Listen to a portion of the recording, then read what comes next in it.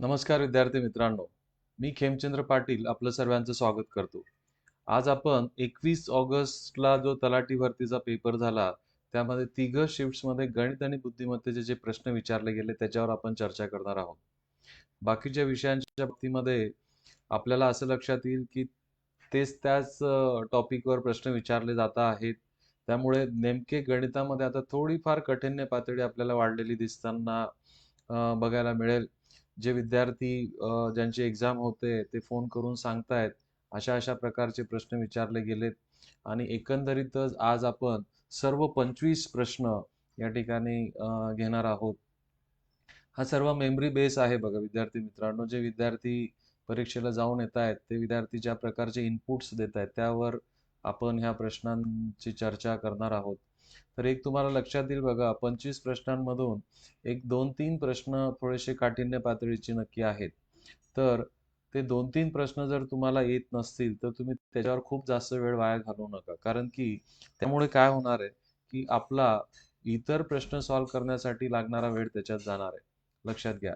आणि म्हणून एखाद दुसरा प्रश्न सुटताय तर सुटू द्या, पण उरलेले 22-23 प्रश्न आपण इतक्या ताकदीने करायचे की तिथं आपला एक पण प्रश्न चुकायला नको.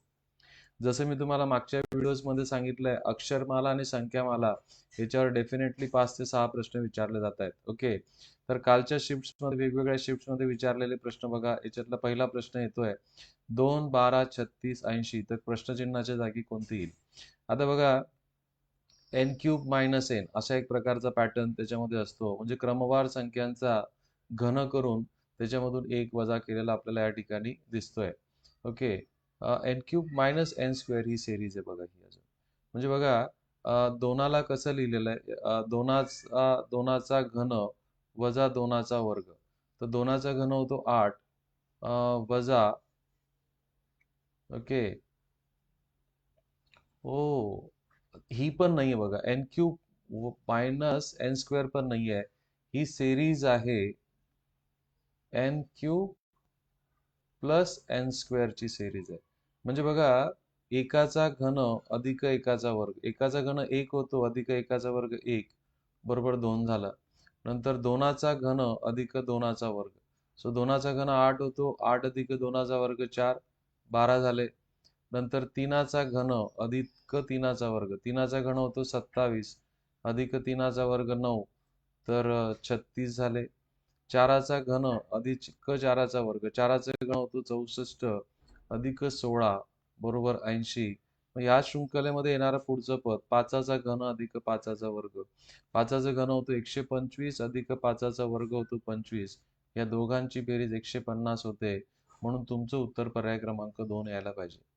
आणि मी म्हणून बघा, तुम्ही मागचे जर व्हिडिओजचं जर तुम्हाला आठवत असेल तर मी नेहमी सांगायचं तुम्हाला की वर्ग आणि घन आपले पाठ असले पाहिजे, त्याच्या संबंधित प्रश्न विचारला जातो. पुढचा प्रश्न बघा, हा पुन्हा घनांशी संबंधित आहे. याच्यामध्ये n³ - असा पॅटर्न वापरला गेला आहे. म्हणजे शून्य कसा तयार झाला बघा, एकाचा घन वजा 1. सो एकाचा घन 1 वजा 1 किती होतो? 0 होतो.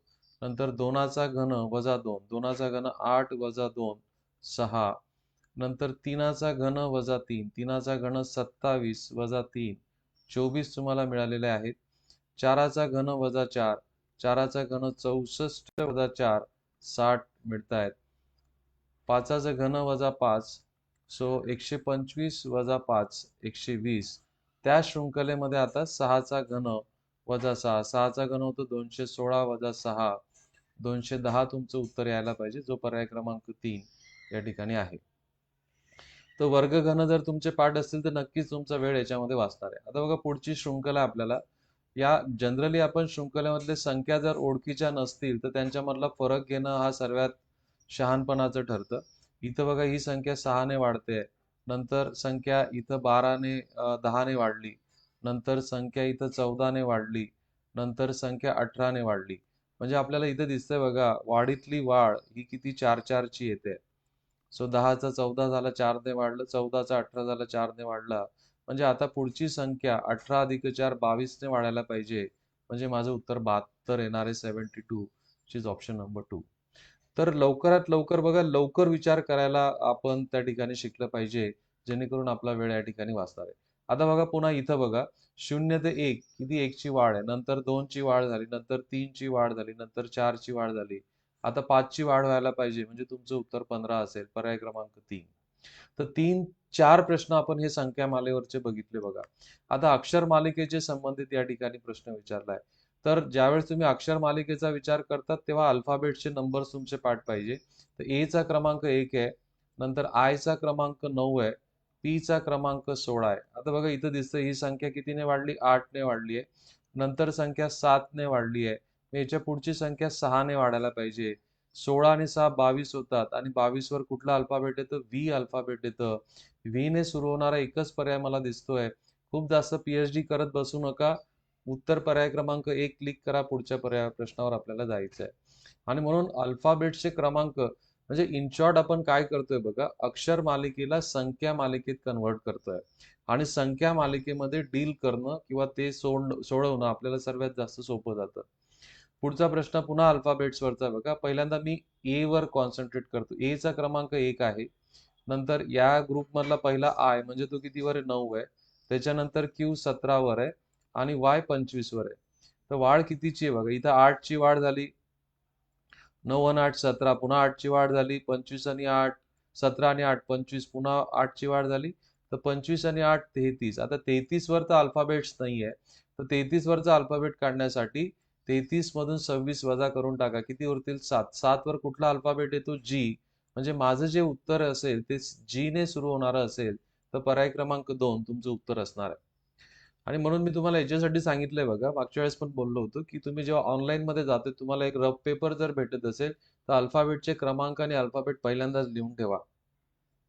त्याचा उपयोग तुम्हाला होईल, कारण जर 5-6 प्रश्न तुम्हाला अल्फाबेट्सवर विचारले जात असतील तर ते करायला पाहिजे. आता बघा गणिताचे प्रश्न सॉल्व्ह करू. आता गणिताचा हा प्रश्न पदावलीचा प्रश्न आहे. तर आपण या ठिकाणी नक्कीच बोर्डमासचा रूल वापरणार आहे. बोर्डमासच्या रूलमध्ये पहिल्यांदा भागाकार केला जातो, नंतर मग गुणाकार, नंतर मग बेरीज आणि मग नंतर वजाबाकी. आता सेपरेट आहे इथं म्हणून 9 त्रिक 6 त्रिक 18 करून टाका. ओके. अधिक 4 वजा 3 वजा 7 भागाकार करा. 45 भागिले 5 म्हणजे 9 गुणिले 4 अधिक 49. आता हा गुणाकार करून टाकू आपण. 18 अधिक 4 वजा 3 वजा 7 अधिक 9 चौक 36 अधिक 49. आता बेरीज आणि वजाबाकीमध्ये जे अगोदर येते ते केलं तरी चालतं बघा. 18 आणि 4 किती आले? 22. हे वजा 3 वजा 7 वजा 10 अधिक यांची दोघांची जर बेरीज केली तर 85 होते. वजाबाकी करा. 22 वजा 10 किती आले? 12. 12 अधिक 85 तुमचं उत्तर 97 येणारे पर्याय क्रमांक 4 तुमचा असेल. पुन्हा गुणाकार आणि भागाकार करताना जी क्रिया अगोदर आली ती डावीकडून जी क्रिया अगोदर आली ती क्रिया केली तरी उत्तर बदलत नाही. फक्त गुणाकार भागाकार किंवा बेरीज वजाबाकी यांच्यामध्ये असं तुम्ही करू शकता. पुढचा प्रश्न बघा. पुन्हा हा अल्जेब्रिक एक्सपान्शन वरचा आहे. आता हा प्रश्न जरी तुम्हाला फार विचित्र वाटत असला तर याला खूप लवकर तुम्ही सॉल्व्ह करू शकतात. आता तुम्हाला दिसतं बघा 0.125 हा 0.5 चा घन आहे. हा प्लस हा जर तुम्हाला दिसतोय हा 0.3 चा घन आहे. म्हणजे बघा मी याला असं रूपांतरित केलं भागीला. इथं बघा 0.5 गुणिला 0.5 म्हणजे 0.5 चा वर्ग प्लस 0.9 हा 0.3 चा वर्ग आहे. वजा 0.15 ला मी 0.5 गुणिला 0.3 असं लिहितो. आता बघा हा शॉर्टकट याच्यामध्ये a cube plus b cube भागीला a square plus b square minus a b असं जर असेल तर याचं उत्तर डायरेक्ट ए प्लस बी येतं बघा. आणि ह्या त्याच फॉर्म मध्ये म्हणजे इथं जर आपण ए ला जर 0.5 म्हटलं आणि बी ला जर 0.3 म्हटलं तर तुमचं शेवटचं उत्तर ए प्लस बी यायला पाहिजे. म्हणजे 0.5 अधिक 0.3 तुमचं उत्तर 0.8 असेल. पर्याय क्रमांक 1. याच्यावर देखील एक व्हिडिओ मी बनवला आहे सिम्प्लिफिकेशनचा आणि तो अपलोड देखील केलेला आहे. नक्की तो बघा. तुम्हाला अशा बऱ्याच प्रश्नांवर त्या ठिकाणी प्रकाश मी टाकलेला आहे. पुढचा प्रश्न बघा. m अधिक 1/4 m अधिक 1/m बरोबर 4 तर m वजा 1/m बरोबर किती असा आपल्याला प्रश्न विचारलाय. आता हा तुम्हाला हे एक्सपान्शन माहिती आहे बघा. a प्लस बी कंसाचा वर्ग बरोबर a वर्ग अधिक 2b अधिक 2ab अधिक b वर्ग. आणि हाच जर असा असेल a वजा b चा वर्ग बरोबर a वर्ग वजा 2ab प्लस b चा वर्ग. आता या सूत्राने आपल्याला काय करता येईल बघा, किंवा जी आपल्याला इन्फॉर्मेशन दिलेली आहे याचा जर मी वर्ग केला तर तो वर्ग असा भेटणार आहे बघा. एम चा वर्ग, इथं ए च्या जागेवर एम आहे आणि बी च्या जागेवर 1/m आहे. म्हणजे मला इथं काय भेटणार आहे बघा, एम चा वर्ग अधिक 2 कंसात एम गुणिला 1/m प्लस एकाचा वर्ग 1 आणि एम चा वर्ग एम वर्ग. आता हा कट होऊन गेला. आता याची किंमत माहिती आहे आपल्याला. सो 4चा वर्ग बरोबर एम वर्ग अधिक 1/m वर्ग अधिक 2. सो 4चा वर्ग 16 होतो. हा 2 इकडे येताना वजा होऊन जाईल. म्हणजे आपल्याला भेटलं एम वर्ग अधिक 1/m वर्ग बरोबर 14. मग या इन्फॉर्मेशनचा वापर कसा करता येणार? आपल्याला तर एम वजा 1/m पाहिजे. मग एम वजा 1/m जर आपण याचा वर्ग केला तर तो मला भेटतो बघा, एम वर्ग अधिक 1/m वर्ग वजा 2m गुणिला 1/m. सो हे तर कॅन्सल होऊन जाईल. ओके, बरोबर. याची किंमत तुम्हाला माहिती आहे. याची किंमत तुम्ही आत्ताच काढली, ती 14 आहे. 14 वजा 2 सो 12 तुम्हाला भेटला. एम वजा 1/m कंसाचा वर्ग बरोबर 12. आपल्याला फक्त वर्गाची किंमत नाही पाहिजे, फक्त आपल्याला एम वजा 1/m ची पाहिजे. दोघं बाजूला वर्गमूळ घेतल्यानंतर एम वजा 1/m बरोबर वर्गमुळात 12 भेटेल. आता वर्गमुळात 12ला मी 4 गुणिला 3 असं लिहू शकतो. 4चं वर्गमूळ निघून जाईल 2 आणि वर्गमुळात 3 जसंच तसं राहील. म्हणून तुमचं उत्तर 2 वर्गमुळात 3 असं असणार आहे. तर खूप सुंदर प्रश्न आहे. थोडासा लांबलचक आहे. आपल्याला असं कठीण वाटला तर हा प्रश्न तुम्ही स्किप करून पुढच्या प्रश्नांवर काम करू शकतात. बघा, कामकाळ वेग आणि वेळवेग अंतरावर खूप प्रश्न विचारले गेलेत. ए एक काम 15 दिवसात करतो आणि बी तेच काम 20 दिवसात करतो. आपण याच्यासाठी खूप सुंदर पद्धत बघितली बघा. या दोघांचा लसावी किती होतो? 60. म्हणजे त्यांना 60 युनिटचं काम दिलं होतं. एका दिवसात ए 4 युनिट करेल आणि बी 3 युनिट करेल. आता तुम्हाला सवय झाली बघा ह्या मेथडची. म्हणजे दोघं जर ते काम करतायत, एका दिवसात 7 युनिट काम करतायत. प्रश्न काय विचारलाय बघा, जर त्या दोघांनी मिळून 4 दिवस काम केले, दोघांनी मिळून एका दिवसात 7 युनिट करतायत, तर दोघं मिळून एका 4 दिवसामध्ये 28 युनिट करून टाकेल. 7 चोक 28. वजाबाकी करा, तर वजाबाकी केल्यानंतर 32 युनिटचं काम शिल्लक आहे. किती युनिटचं काम शिल्लक आहे? 32. तर आपल्याला काय विचारलं? किती काम शिल्लक आहे? ओके. आता 32 युनिट शिल्लक आहे. किती पैकी? 60 पैकी. म्हणून हा अपूर्णांक आपल्याला काढावा लागेल. 4ने दोघांना भाग जातो. 4 आठे 32 आणि 15 चोक 60. म्हणून उरलेलं शिल्लक काम तुमचं किती येणार आहे? 8/15 येणार आहे. पुढचा प्रश्न बघा. हा पण प्रश्न त्याच पद्धतीने करू शकतो. ए एक काम 12 दिवसात करतो, बी तेच काम 10 दिवसात करतो आणि सी ला ते काम करायला 30 दिवस लागतात. आता या तिघांचा जर आपण लसावी घेतला, 12, 10 आणि 30 या तिघांचा लसावी घेतला तर ते 60 युनिट होतं. आता एका दिवसात ते किती काम करतात ते आपल्याला जर बघायचं असेल तर हे एका दिवसात 5 नग बनवतात. एका दिवसात हा 6 नग बनवेल आणि एका दिवसात 2 नग बनवेल. तिघं मिळून जर काम करतायत तर 5 आणि 6 11 आणि 2 13 युनिट्स बनतील. आपल्याला पूर्ण काम करण्यासाठी विचारलंय. सो तुमचे अपेक्षित दिवस किती येणार आहे? 60/13 एवढे दिवस. 60ला आता 13ने नक्की भाग जात नाही, म्हणून तुमचं उत्तर यापैकी नाही या ठिकाणी येणार आहे. ओके, तर सर्व प्रश्न आपण कामकाळ वेगवर एकाच पद्धतीने आपण सॉल्व्ह करू शकतो. पुढचा प्रश्न बघा, हा थोडासा वेगळा बदलवलाय बघा. ए एक काम 80% काम 20 दिवसात पूर्ण करतो. ए ला 80% काम करायला 20 दिवस लागतायत, तर ए ला 100% काम करायला किती दिवस लागतील? तिरकस गुणाकार करा किंवा तुम्ही 25 दिवस तुम्ही करू शकता. ओके, कारण बघा याच्यावरून कसं 20% काम करायला त्याला 5 दिवस लागतील. ओके, म्हणजे 4ने भागून टाकलं मी याला. 80ला 4ने भागितलं तर 20 भेटतील. 20ला 4ने भागितलं तर 5 भेटतील. आता 20 पंचे 100 सो 5 5 25. सो ए ला पूर्ण काम करायला 25 दिवस लागतात. पुढे काय म्हणतोय बघा, शिल्लक काम म्हणजे 80% काम झालं होतं तर शिल्लक काम किती उरलं? 20% काम ए आणि बी दोघं मिळून 3 दिवसात करतात. आता जर हे शिल्लक काम 3 दिवसामध्ये करतायत तर 20% काम 30 दिवसात 3 दिवसात करतात, तर 100% काम करण्यासाठी त्यांना 15 दिवस लागतील. आणि याच्यावरून आपल्याला बी ला एकट्याला किती दिवस लागतील ते मिळून जाईल बघा. ए प्लस बी चे दिवस आले तुमचे 15. दोघांचा लसावी घ्या. दोघांचा लसावी 75 युनिट करण्याचं काम दिलं. ए एकटा 3 युनिट करेल, पण दोघं मिळून जर काम केलं तर 5 युनिट करतील. 15 5 75. आता ह्या 5 युनिट मध्ये ए चे 3 युनिट्स आहेत, म्हणजे बी एकटा एका दिवसात 2 युनिट करतो. येस, झालं तुमचं उत्तर. बी ला एकट्याला सांगितलं की बाबा तू 75 युनिटचं काम कर, तर 75/2 आणि 75/2 किती होतं? 37.5. सो बी एकट्याला 37.5 दिवसाचा वेळ ते काम पूर्ण करण्यास लागणार आहे. पुढचा प्रश्न बघा, हा खूप सुंदर प्रश्न आहे. नेहमी लक्षात घ्या, क्षमता आणि दिवस यांच्यामध्ये व्यस्त प्रमाण असतं. म्हणजे जर तुम्ही क्षमता वाढवली तर दिवसांची संख्या कमी होईल, क्षमता कमी केली तर दिवसांची संख्या वाढेल. बघा आता काय म्हटलंय, 8 पुरुष अधिक 5 महिला एक काम 5 दिवसात पूर्ण करतायत. ओके, 5 दिवस घेतात. आणि 4 पुरुष 4 महिला तेच काम किती दिवसात करतायत? 8 दिवसात करतायत. तर आपल्याला विचारलंय 2 पुरुष अधिक 2 महिला ते काम किती दिवसात करतील. आता बघा, हा प्रश्न सॉल्व्ह करण्याची गरज नाही, थोडंसं लॉजिक आणि तुम्हाला प्रेझेन्स ऑफ माइंड वापरायचं आहे. बघा, 4 पुरुषांच्या निम्मे झाले, महिलांचे पण निम्मे झाले. क्षमता निम्मे झाली तर दिवसांची संख्या वाढेल आणि बरोबर ते निम्मे झाली तर दिवसांची संख्या दुप्पट होईल. 8चे दुप्पट किती होतील? 16. म्हणजे 2 पुरुष आणि 2 महिला यांना ते काम करण्यास 16 दिवस लागतील. तर काहीच करायचं नव्हतं. बघा, आपल्याला कन्फ्यूज केलं जातं. तो नेहमी आपल्याला भुसकळ्यात किंवा गोंधळात टाकण्याचा प्रयत्न पेपर सेटरचा आहे.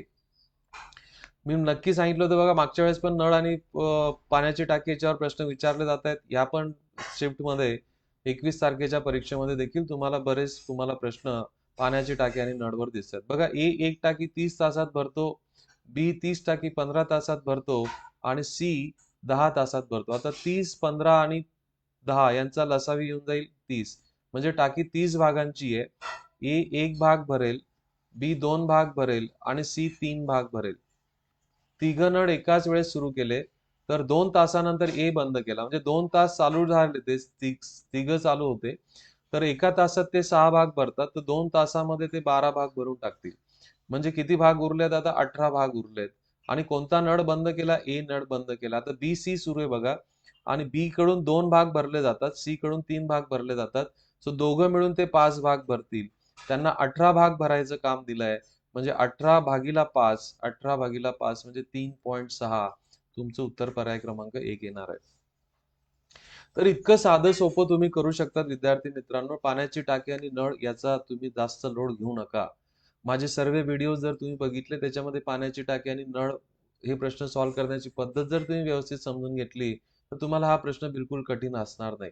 ए एक टाकी 7 तासात भरतो, बी 30 टाकी 10 तासात भरतो आणि सी हा रिकामा करणारा, म्हणून याच्या डोक्यावर मी वजाचं चिन्ह ठेवतो. हा पूर्ण टाकी 14 तासात रिकामी करतो. ओके, नाव या सर्वांचा लसावी घ्या. टाकी 60-70 भागाची होईल. एका तासात हा 10 भाग भरेल, एका तासात हा 7 भाग भरेल आणि एका तासात हा 5 भाग रिकामा करेल. तिघ नळ एकाच वेळेस सुरू केले आणि 4.5 तासानंतर ए बंद केलाय. आता तिघ नळ एकाच वेळेस सुरू केले तर 10 आणि 7 17 भरले जातील, त्याच्यातून 5 वजा होतील, म्हणजे 12 भाग भरले जातात.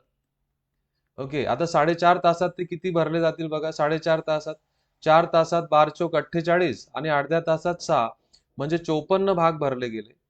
म्हणजे टाकी आता किती भागांची शिल्लक होती? 16 भागांचीच टाकी शिल्लक होती. आता याच्यासाठी ए बंद केला, आता बी आणि सी सुरू आहे.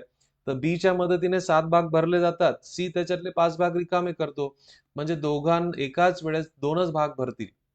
तुमचं इथे लक्षात, कारण ए बंद केलाय, बी 7 भाग भरतोय आणि सी 5 भाग भरतोय, तर 2च भाग भरले जातील. हा सी 5 भाग रिकामे करतो इनफॅक्ट. तर 16 भाग त्यांना भरायला 8 तासाचा वेळ लागणार आहे. तुमचं उत्तर पर्याय क्रमांक 2 असणार आहे. आपल्याला उत्तर तासांमध्ये विचारलंय. पुढचा पुन्हा पाण्याच्या टाकी आणि नळवरचा बघा. एक नळ पूर्ण टाकी भरण्यासाठी, समजा त्याला आपण ए म्हणू, 2 तास लागतात, पण गळतीमुळे त्याला 2 तास जास्त लागतात. म्हणजे गळती अधिक ए अधिक गळती याला 2 तास जास्त लागतात, म्हणजे 4 तास लागतात. चला, टाकी लसावी काढून घ्या. दोघांचा लसावी आला 4 भाग. एका तासात याच्याने 2 भाग भरले जातील, पण दोघं मिळून जेव्हा भरतायत तेव्हा एकच भाग भरला जातोय. एक भाग भरतो, 4 मग एकच भाग भरला कसा जातो? ए तर 2 भाग भरत होता, पण गळती पण सुरू आहे, त्याच्यामुळे एकच भाग भरला जातो. याचा अर्थ असा, एका तासामध्ये गळतीमुळे एक भाग रिकामा होतो. तर पूर्ण भरलेली टाकी गळतीमुळे रिकामा होण्यास किती वेळ लागेल? आता गळतीमुळे एका तासात एक भाग रिकामा होतो, 4 भाग रिकामे व्हायला 4 तास लागतील. तुमचं उत्तर पर्याय क्रमांक 1 येणार आहे. पुढचा प्रश्न बघा, सरासरीवरचा आहे पण शेकडेवारी पण विचारलेले. हा 2 नाही इथं. 35% पुरुष, 40% महिला आणि उर्वरित मुले आहेत. आता 35% आणि 40% होतात 75%, म्हणजे उर्वरित 25% मुलं असले पाहिजे. व त्यांचे वजन सरासरी 70, 60 आणि 100 दिलेत.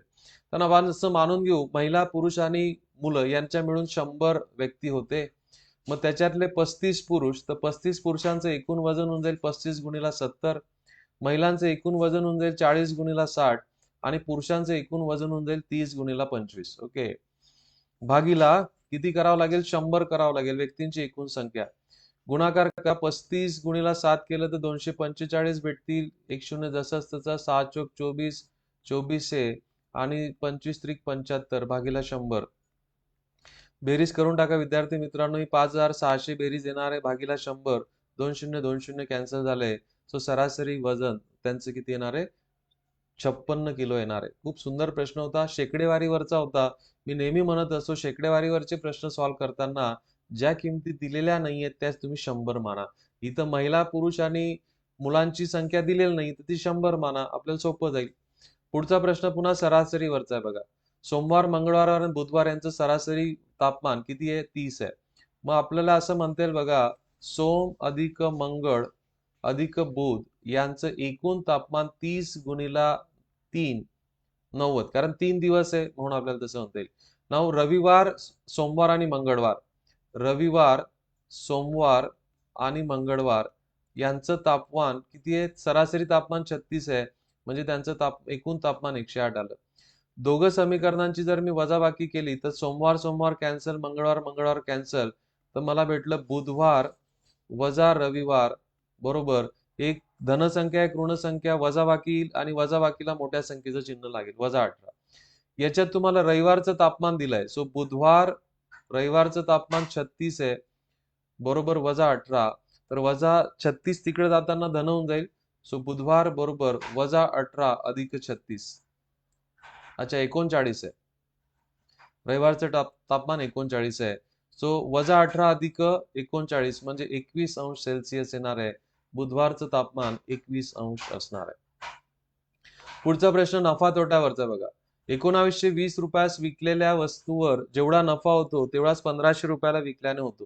नेहमी लक्षात घ्या बघा, जेव्हा नफा आणि तोटा जेव्हा सारखा असेल आणि जर तुम्हाला खरेदी किंमत काढायची असेल तर लक्षात घ्या विद्यार्थी मित्रांनो, खरेदी किंमत बरोबर दोघं विक्री किंमतांची बेरीज म्हणजे 1920 अधिक 1500 दोघांची बेरीज करून त्याला 2 ने भागून टाका. सो जर आपण बेरीज जर केली यांची तर बेरीज येणार आहे 3420 भागीला 2 म्हणजे 1710 तुमचं उत्तर येणार आहे. लक्षात घ्या, खूप मस्त हा शॉर्टकट आहे. ज्यावेळेस नफा आणि तोटा सारखा असेल त्यावेळेस तुम्हाला ज्या 2 विक्री किमती दिली आहेत दोघांची बेरीज करा आणि त्याला 2 ने भागून टाका, तुमची खरेदी किंमत येऊन जाणार आहे. पुढचा प्रश्न पुन्हा नफा तोटावरचा आहे. 5100 रुपयाला वस्तू विकल्याने 15% तोटा होतोय, तर 15% नफा मिळवण्यास वस्तू कितीला विकावी लागेल? आता बघा 15% तोटा होतोय याचा अर्थ असा त्याने जेवढी पण इन्व्हेस्टमेंट केली होती त्याच्या फक्त 85% वसूल करतोय. किती रुपयावर? 5100 रुपयावर. आता त्याला 15% नफा पाहिजे म्हणजे तो 115 रुपयाला 115%ला त्याला विकायचं आहे, तर ती ही किंमत किती असेल? तिरकस गुणाकार करा. सो प्रश्नचिन्ह बरोबर 5100 गुणिला 115 भागीला 85. पाढे जर पाठ असतील तर 17 5 85, 17 त्रिक 51, 2 शून्य जसेच तसे, 5 1 5 भाग जातो इथं भाग देऊन टाका, 23 चा भाग जाईल, 23 त्रिक 69, 2 शून्य येऊन गेले. तुमचं उत्तर, ती वस्तू 15% नफा मिळवण्यासाठी तुम्हाला 6900 रुपयाला ती विकावी लागणार आहे. लक्षात घ्या काय केलं बघा, 15% तोटा झाला होता म्हणजे 100% त्याची इन्व्हेस्टमेंट असेल तर तोटा झाला म्हणजे त्याने 85% वसूल केली. पण आता ह्या 100%वर त्याला 15% नफा पाहिजे म्हणजे 115% त्याला रक्कम वसूल करायची आहे. पुढचा प्रश्न बघा, सरळ व्याजवरचा आहे. 10,000 रुपयाचे 2 वर्षाचे सरळ व्याज किती आहे तुमचं? 2000 रुपये. आता बघा सरळ व्याज प्रत्येक वर्षासाठी सारखं असतं. मग मला सांगा एका वर्षाचे सरळ व्याज किती झालं? हे सरळ आहे बघा, सरळच आहे. एका वर्षाचं सरळ व्याज किती झालं? 1000 रुपये. दॅट्स इट, तुमचा प्रॉब्लेम सॉल्व्ह होतो बघा. म्हणजे 10,000 रुपयाला एका वर्षासाठी मला किती भरावं लागतात? किती भरावं लागतात? 1000 रुपये भरावे लागतात. व्याजाचा दर नेहमी शेकडेवारीत असतो. 100 रुपयाला किती भरावं लागेल? याचे 2 शून्य उडवा, याचे 2 शून्य उडवा. तुमचं उत्तर आलं 10%. तुमचं उत्तर पर्याय क्रमांक 1 येणार आहे. तुम्ही याच्यासाठी फॉर्म्युला पण वापरू शकतात. व्याजाचा दर असा लिहिला जातो बघा, व्याजाचा दर. पण मला फॉर्म्युला तुम्हाला सांगायचा नाही. व्याजाचा दर बरोबर सरळ व्याज गुणिला 100 भागीला मुद्दलाची रक्कम गुणिला वर्ष. ओके, मग सरळ व्याज किती कमवलं होतं? 2000 गुणिला 100 भागीला मुद्दल किती होतं? 10,000. किती वर्षासाठी? 2 वर्षासाठी. हे 2 शून्य कॅन्सल झाले, हे 2 शून्य कॅन्सल झाले. 20/2 म्हणजे पुन्हा 10%. उत्तर आपलं तेच भेटतंय. पुढचा प्रश्न हा याच्यावरचा आहे बघा, वेळवेग अंतरावरचा आहे. तर राहुल हा 6 किलोमीटर प्रति तास वेगाने जात असेल तर 38 मीटर लांबीचं चौरसाकृती शेत आहे बघा, आणि चौरसाकृती शेत आहे आणि त्याला जर एक फेरा जर त्याला घालायचा असेल तर चौरसाकृती शेताला एक फेरा घालण्यासाठी लागणारा अंतर म्हणजे त्या चौरसाची परिमिती, आणि चौरसाची परिमिती म्हणजे 4 गुणिला बाजू. सो 4 गुणिला 38 बरोबर 152 मीटर अंतर त्याने कापलाय. त्याचा वेग किती होता? 6 किलोमीटर प्रति तास. वेळासाठी आपल्याला बघा सूत्र आहे आणि आपल्याला वेळ सेकंदात पाहिजे. तर अंतर भागीला वेग. आता एक काम तुम्हाला इथं करावं लागणार आहे. हा वेग तुम्हाला किलोमीटर प्रति तासात दिलाय. किलोमीटर प्रति तासाचं मीटर प्रति सेकंदात रूपांतर करताना 5/18 ने गुणलं जातं. म्हणून मी याला 5/18 ने गुणेल. सो 152 भागीला 6 गुणिला 5/18. तर काय होईल बघा, 6 × 1 = 6, 7 × 3 = 18, 3 पुन्हा वरती चालला जाणार. 152 गुणिला 5, सॉरी 152 गुणिला 3 भागीला 5. 152 गुणिला 3 केले तर 456 भागीला 5. 456 भागीला 5 जर तुम्ही केलं तर तुमचं उत्तर 91.2. ओके, मी या ठिकाणी घेतो बघा, जर हा पार्ट व्हिडिओच्या मध्ये आला असेल तर आपल्याला या ठिकाणी आपलं उत्तर काढायचं होतं 456 भागीला 5 म्हणजे 91.2 सेकंद त्याला वेळ लागणारे. पर्याय क्रमांक 3. पुढचा प्रश्न पुन्हा सरळ व्याजावरचा बघा, सरळ व्याजावरचा आहे. दोन बँकांकडून 2 लाख रुपये अनुक्रमे 4.5% आणि 5.5% व्याज दराने घेतले. दोन्ही बँकांच्या 2 वर्षाचं वाचायला विसरू नका. सरळ व्याजातील फरक खूप सोपं आहे बघा. एका बँकेचा व्याज दर 4.5% आणि एका बँकेचा व्याज दर 5.5%. दोघांमधला फरक 1%चाच आहे. म्हणून याचा 1% फरक 1% आहे.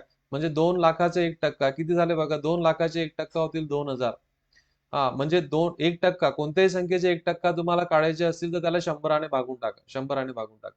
हे झालं एका वर्षासाठी. एका वर्षासाठी त्याचा दोघा व्याजातला फरक 2000 रुपये राहील. आपल्याला 2 वर्षासाठी विचारला आहे, 2 वर्षासाठी व्याजाचा फरक 4000 रुपये राहील.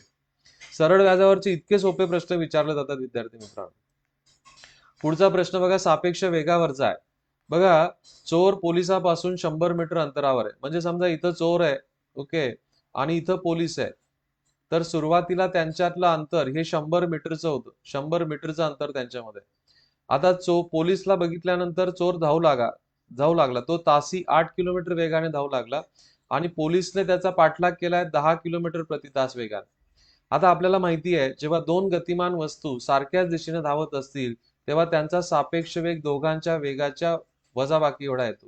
म्हणजे यांचा सापेक्ष वेग 2 किलोमीटर प्रति तास होईल. 10 - 8. आता 2 किलोमीटर प्रति तासाचं मीटर प्रति सेकंदात रूपांतर करून टाका, कारण आपल्याला अंतर किती मध्ये दिलंय? मीटर मध्ये दिलंय. म्हणजे किती वेळ लागणार आहे बघा, पोलिसाला किती वेळ लागणार आहे? 100 मीटर भागीला 2 गुणिला 5/18 म्हणजेच 1800 भागीला 10 म्हणजे 180 सेकंद. म्हणजे पोलीस पण 180 सेकंद धावलाय, चोर पण 180 सेकंद धावलाय. चोर किती वेगाने धावेल? 8 किलोमीटर प्रति तास वेगाने धावेल. आपल्याला चोराने किती अंतर कापलं? पोलीस जेव्हा चोरास पकडेल तेव्हा चोराने कापलेलं अंतर किती? सो चोराचं अंतर बरोबर 8 त्याचा वेग आहे, त्याला किलोमीटर प्रति तासाचं मीटर प्रति सेकंदात रूपांतर करून टाका आणि 180 सेकंद तो चाललाय. बघा, 18 × 18, 18 × 10 180, 8 × 5 40, 40 गुणिला 10 म्हणजे किती? 400 मीटर तो अंतर तो धावलाय. ओके, 400 मीटर अंतर तो धावलाय. ओके, सो खूप सुंदर प्रश्न आहे, व्यवस्थित समजून घ्या. पुढचा प्रश्न बघा, बोट आणि प्रवाहावरचा आहे. संत पाण्यातील बोटचा वेग 9 किलोमीटर प्रति तास असून प्रवाहाचा वेग हा 1.5 आहे. तर संत पाण्यातला वेग, प्रवाहाचा वेग आपण नेहमी ने दर्शवतो 9 किलोमीटर प्रति तास आणि v तुमचा 1.5 किलोमीटर प्रति तास. आता प्रवाहाच्या दिशेने, ज्याला डाऊनस्ट्रीम म्हटलं जातं, प्रवाहाच्या दिशेने त्याचा वेग असेल दोघांची बेरीज 10 किलोमीटर प्रति तास आणि प्रवाहाच्या विरुद्ध दिशेने त्याला अपस्ट्रीम म्हटलं जातं, दोघांची वजाबाकी म्हणजे हा 7.5 किलोमीटर प्रति तास असेल. आणि जेव्हा बघा नदीमध्ये तुम्ही जाताय, नदीमध्ये एका पर्टिक्युलर ठिकाणाहून, समजा या ठिकाणाहून तुम्हाला परत जायचंय पुन्हा, तर एक प्रवास तुमचा प्रवाहाच्या दिशेने असेल आणि एक प्रवास प्रवाहाच्या विरुद्ध दिशेने असेल. हे किती अंतर दिलंय तुम्हाला? 105 किलोमीटर अंतर दिलंय. तर आपल्याला एकूण वेळ विचारलाय बघा. आता प्रवाहाच्या दिशेने 105 किलोमीटर अंतर जाईल, तर तो वेग असेल 10.5 प्रवाहाच्या दिशेने, ज्याला डाऊनस्ट्रीम म्हणतो. प्रवाहाच्या विरुद्ध दिशेने येतानाचा वेळ, अंतर 105 भागिला वेग 7.5, हे आपल्याला काढायचंय. आता बघा 1.5 चा शून्य इकडे गेल्यानंतर असं दिसेल हे, अधिक 1050 भागिला 75. सिम्प्लिफाय करा, हा डायरेक्ट 10 भेटेल इथं तुम्हाला. 15 त्रिक 75, 15 पाचा 75, 15 साते 105 आणि 0, 70 भागिला 5 14. म्हणजे एकूण वेळ एका विशिष्ट ठिकाणी नदीमधून परत येण्यासाठी 24 तासाचा वेळ लागणार आहे. प्रवाहाच्या दिशेने त्याला डाऊनस्ट्रीम म्हटलं जातं, प्रवाहाच्या विरुद्ध दिशेने त्याला अपस्ट्रीम म्हटलं जातं.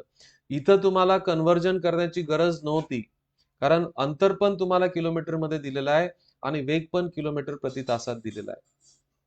तर अशा पद्धतीने विद्यार्थी मित्रांनो, आपण गणित आणि बुद्धिमत्तेचे प्रश्न या ठिकाणी डिस्कस केले. मागच्या वेळेस मी तुम्हाला सांगितलं होतं की मी प्रामुख्याने गणित आणि बुद्धिमत्तेचे सर्व प्रश्न 21 ऑगस्टच्या प्रश्नपत्रिकेतले मी डिस्कस करेल ते केलेले आहेत. प्रश्न थोडेसे उशिरा मिळतायत, कारण विद्यार्थ्यांशी कॉन्टॅक्ट करून सर्वसमावेशक कसं करता येईल हा प्रयत्न आहे. तर नक्की तुम्ही या पॅरामीटर्सवर काम करा. अशा पद्धतीने जर तुम्ही काम केलं तर 20-22 प्रश्नांची उत्तरं तुम्ही सहज परफेक्ट देतायत.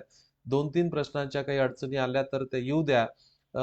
त्याचा फारसा लोड घेऊ नका. त्याचा परिणाम तुमच्या बाकीच्या पेपरवर होऊ देऊ नका. ठीक आहे?